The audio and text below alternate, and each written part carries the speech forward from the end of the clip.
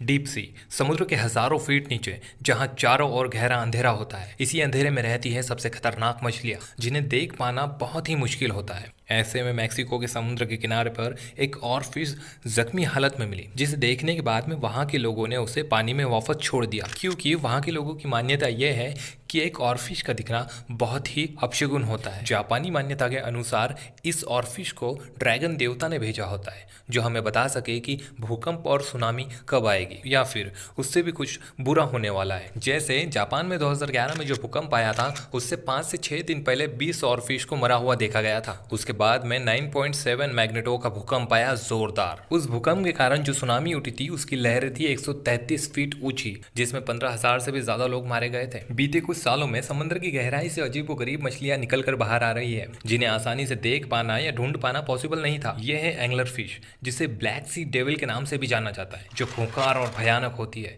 यह सिर्फ समुद्र के 1000 से लेकर 10,000 फीट नीचे पाई जाती है, अंधेरी गुफाओं। वो भी कुछ दिन पहले समुद्र में मरते हुई हालत में मिली, अफ्रीका के कैनरी लैंड में। ऐसे ही एलियन जैसे दिखने वाली मछलियां बीते कुछ महीनों में देखी गई है, जैसे कि ये एक एलियन जैसी दिखने वाली मछली जो कि चिपचिपी और एलियन के सिर की जैसी दिखती है। अगर बात करें डीप सी की, तो ये 5 पार्टों में बटी हुई है। जैसे एपिपेलैजिक, ये समुद्र का सबसे पहला और ऊपरी भाग है, जिसमें समुद्र के 656 फीट नीचे तक सूर्य प्रकाश देखने को मिलता है, जिसमें सूर्य की किरणों से एनर्जी लेकर यहाँ के पौधे जिंदा रहते हैं। और ज्यादातर जीवन समुद्र के ऊपर ही देखने को मिलता है, जैसे डॉल्फिन, शार्क या ऑटोट्रॉपिक्स या फिर कोई अन्य जीव। इसे और नीचे जाने पर मेसेस्पोलॉजिक लगता है, जो कि 200 से 1000 मीटर तक होता है, मतलब कि 656 से लेकर 3281 फीट नीचे तक, जिसमें जीवन कम होता है। इसमें हमें बायोल्यूमिनियस वाले जीव ज्यादा देखने को मिलते हैं, जो इस अंधेरे में खुद से ही रोशनी को प्रोड्यूस करते हैं, जैसे कि ब्लैक सी डेविल, जो एंटेना जैसी टॉर्च लेकर घूमती रहती है,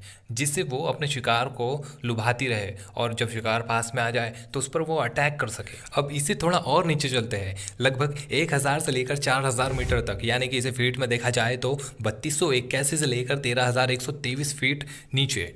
यहाँ पर बहुत ज़्यादा गहरा अंधेरा होता है, यहाँ पर बहुत तेज़ ठंड भी होती है और मछलियाँ और स्क्विड्स और भी अलग अलग स्पेशीज पाई जाती है। यह है दुनिया की सबसे बड़ी स्क्विड्स, जिसकी हाइट है 43 फीट तक, और ये और भी ज़्यादा बड़ी हो सकती है। अभी आप जिसे देख रहे हो वो एक फीमेल स्क्विड है, और इन्हें आर्किट्यूथिस डक्स के नाम से भी जाना जाता है, और इनका वजन लगभग 275 किलोग्राम से भी ज़्यादा होता है। और आप अभी जिसे देख रहे हो वो एक फीमेल स्क्विड्स है, और फीमेल स्क्विड्स मेल स्क्विड से ज़्यादा बड़ी होती है। अब इससे और नीचे जाने पर 4000 से लेकर 6000 मीटर तक, यानी कि 13,123 से लेकर 19,685 फीट तक पानी का प्रेशर इतना ज़्यादा होता है कि एक इंसान की हड्डियां तक टूट सकती है वहाँ पर।